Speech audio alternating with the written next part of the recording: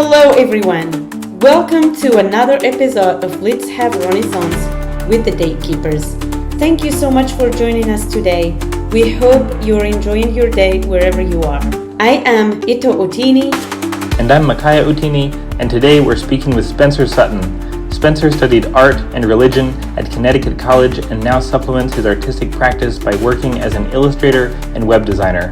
His art has been featured in exhibitions around the U.S. and has received support from the Elsewhere Studios residency program and the Art Student League residency, among others.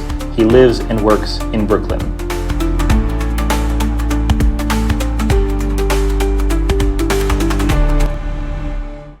Before we begin, I would like to ask you for a favor. The goal of this podcast is to support our fellow writers and artists and highlight their work. Please help us by subscribing, liking, and sharing. Thank you so much for being part of our journey. Spencer, thank you so much for joining us. Can you please tell us about yourself and your work? Sure. I am delighted to be here. I have been working as an illustrator for over 10 years and primarily in science illustration. I also do fine art. That's primarily in graphite. It's usually mythological. It's based on symbolism and a lot of religious imagery and working from a lot of different traditions, both Eastern religions and Western religions, and trying to kind of explore our modern life through the lens of myth and metaphor. So that's the focus of the fine art work. I've shown in different galleries in Manhattan and Brooklyn, and done group shows with other artists that are kind of focused on similar stuff like surrealism. So yeah, that's kind of me. Is there something that you're trying to communicate through your art that could also be rendered verbally? Or are you working in a visual medium because there is no verbal equivalent to what you're trying to say? Where my art always begins is through experience. So I go someplace and I'm feeling a particular way. Usually something's going on in my life and suddenly the image comes to me and I explore it as I create it. But what's fun is that I am always reading the classics, and I love Dante and Virgil and, the great mythologies, of the Greek world, of Buddhism. And those are always the way that I can articulate that experience. So I experience it first, and then I go explore it.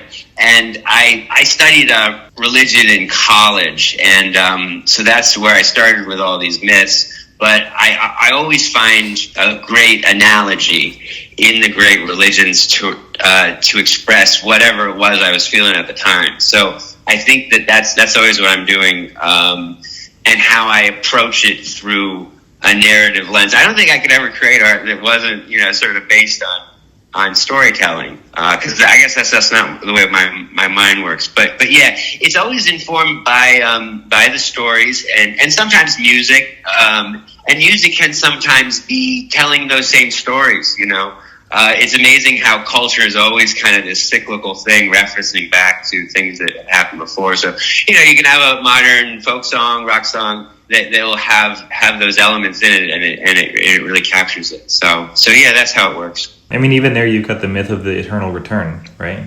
Yeah, there you go. I love that one. Yeah, with that's a Nietzschean idea. Yeah. And yeah, I to bring in philosophy with it is that that's the last component, because I always try to be in the moment and trying to describe what I'm seeing. So it's very representational, but at the end, it's funny, like somehow the idea will come out, and sometimes it's something out of philosophy like that. When I look at your work, I just can't help but think it's like it's delightfully creepy. I can see the influence of Dante. I feel a little bit like it reminds me of Hieronymus Bosch, but with less color. Who would you name as your artistic influences in the visual art world? Bosch is certainly a big one. I would also add Rembrandt, because I love light Like he loved light in his etchings. Bruegel is another one because I realize, like, it's funny, like you don't really realize your influences until years later because you've been drawing that way forever. But I was raised by a Dutch art historian, that's Peter Sutton, and he wrote about Dutch art forever, and so clearly that glommed onto me because I've kind of roly-poly characters, just like Bruegel's characters, and so he's a big influence, whether I wanted it or not. There it is. And but I'm also influenced, and I always wanted focus on not just the Western world, but also the Eastern. I really love Japanese woodcuts, and so Konayashi is a big influence. Especially with this series I'm working on now, it's going to be very centered in Eastern thought. But the way I color things, when I do color, I'm coloring a lot more. I kind of color like Hakuzai or Konayashi, and it's to create this kind of ephemeral kind of atmospheric quality that works well with that etching style that I took and have been borrowing from the Dutch stuff, like Rembrandt. So yeah, it's probably those two sides. And what was your childhood like, being raised by a Dutch art historian? Well, it was on the road, which is kind of interesting. We would go on vacations, if you could call them. I don't know if they were really vacations, but they're trips to, European countries. We went to Japan too, but we would never, do the classic family tour of a city. We'd go right into the basement of some museum, and we'd find some, painting that, wasn't on display, but my father had to give his take on it.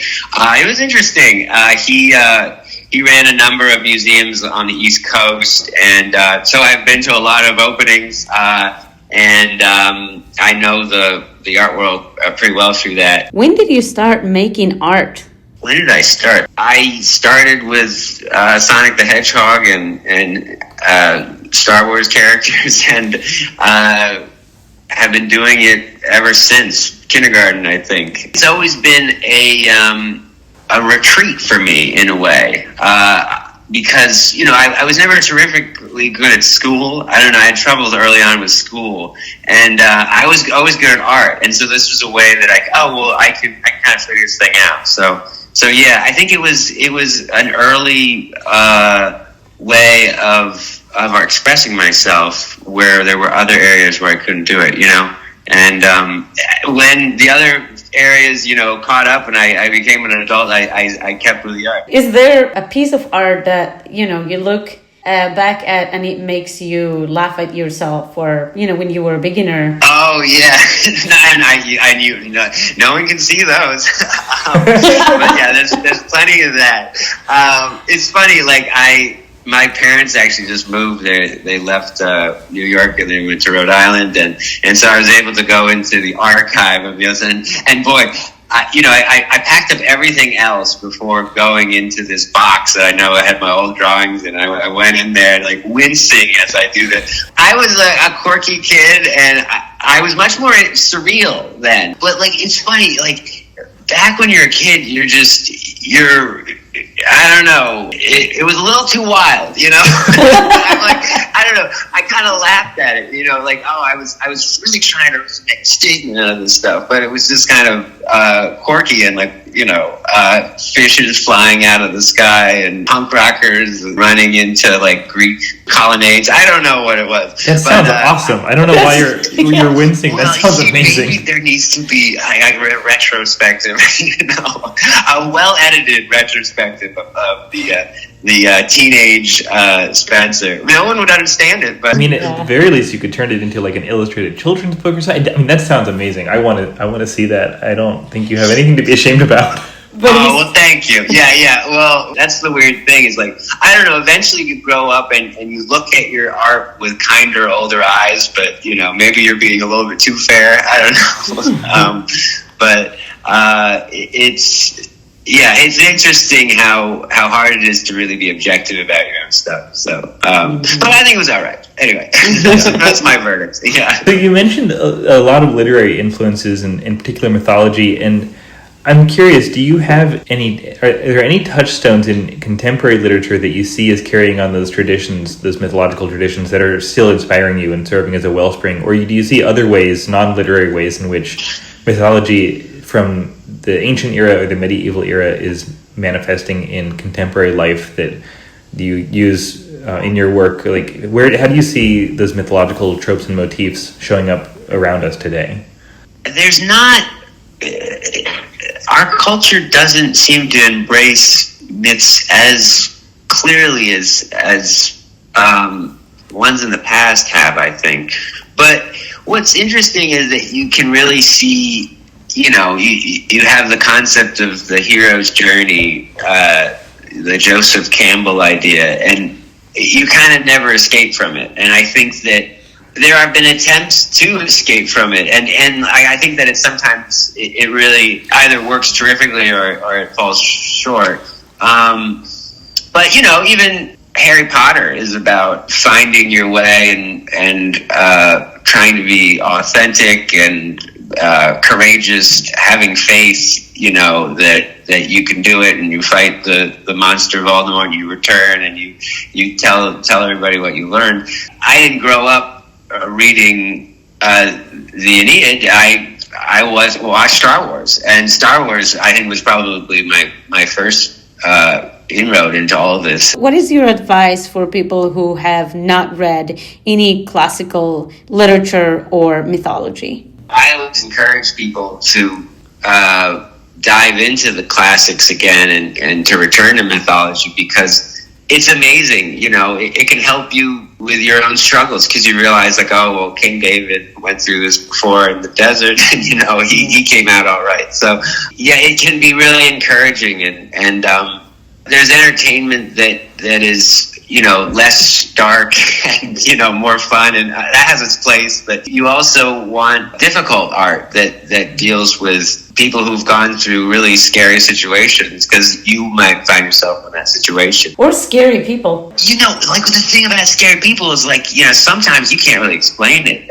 other than through this sort of supernatural realm. Like, I have had experiences with people in New York, man, like, it's like a bunch of Batman villains out here, and you can't really explain it. Life is amazing. And if you elevate it with the proper symbols, and you can see the amazing quality of your life's journey. It is the hero's journey. It might have just taken other forms. So, I love the idea of, in religion, that it's ultimately about faith, and that shouldn't be seen as like, oh, well, I know this thing for sure. It's like, I've taken all these things into account, and there's this broad possibility of interpretation, that there's the leap of faith. And so, like, that, it puts you in, if you make it vague, and vague is good. Which I think is also what visual art kind of lends itself to, because unless you're a pure realist, if you're engaging with any kind of surrealism like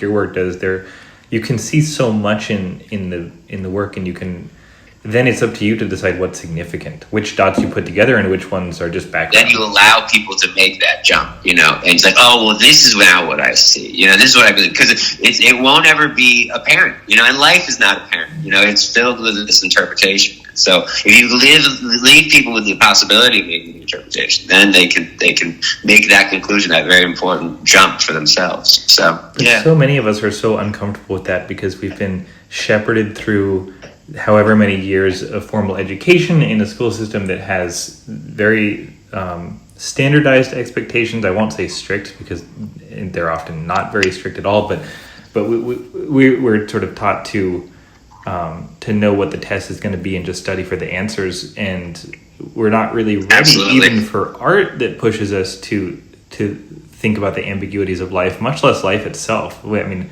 you're lucky if you get to engage with those ambiguities through art first, because life's going to throw them at you one way or another.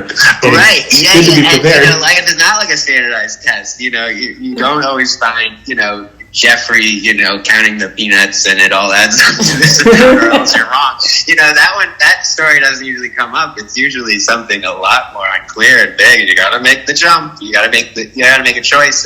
And I was never good at standardized tests, as an aside. But yeah, it is true that so much of our training is about reaching certainty, because that's what we can really talk about. But so much of life is filled with the unclear and are the vague, the absurd, and I that's why, I don't know, my work, I've always tried to bring in that kind of other realm, that surreal realm, because life isn't always clear cut.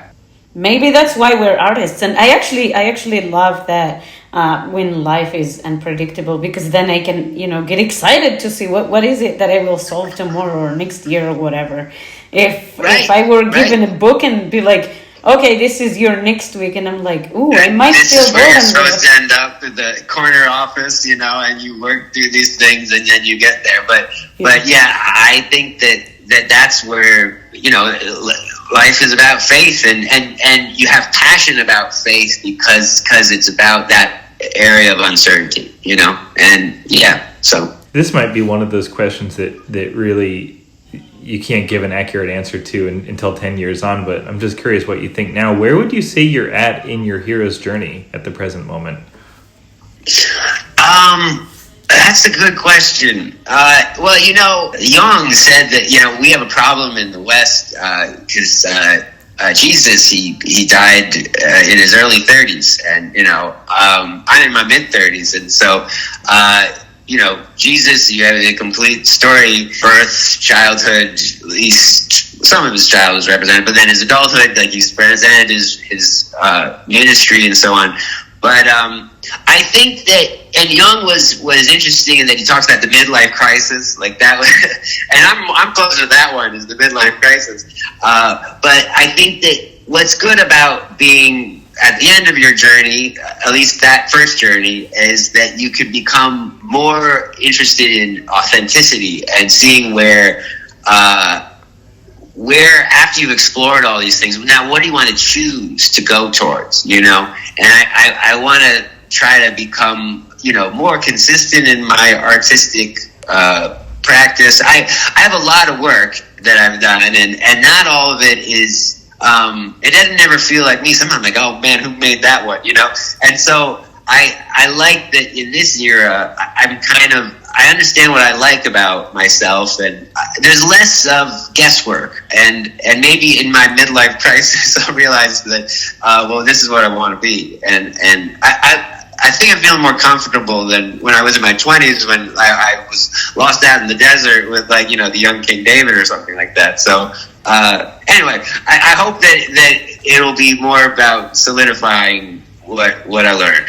Well, I'm not wishing a midlife crisis on you, but good. Yeah, nobody wants that. I mean, they say never let a good crisis go to waste. So there you go. Yeah, and they can be informative, and who knows? I might just skip town and go out in the desert somewhere. No. I'm about to get married, and I love that I'm about to get married. We're very happy for you.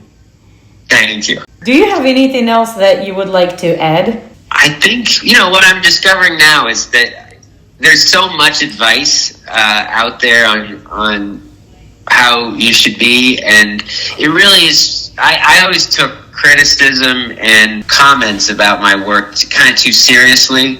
When you realize, you have to do what you like, because that's really what's going to drive you forward. And the more that I did work that I really love to do, I feel like I could have that energy. There's that willingness to enter into the unknown, the next project, if I really liked it. So always try to do the things that you like to do, and eventually somebody else is going to find something about it, and then you'll get hired, or you'll do the gallery thing. So there's a lot of advice on how to be a modern artist, and I don't really know how to do that. So I think you should just be yourself, and that's the best marker. And then I guess what else to add is you can find me on the website, SpencerSutton.com. I also have Instagram, Spencer Sutton Art. And there's my shameless plug. No shame here. Yeah, that's pretty much it. Perfect. Awesome. Perfect. Thank you so much for the time. We appreciate you. Sure. Thanks so much for having me. Thanks for the interview. This was fun. Appreciate it.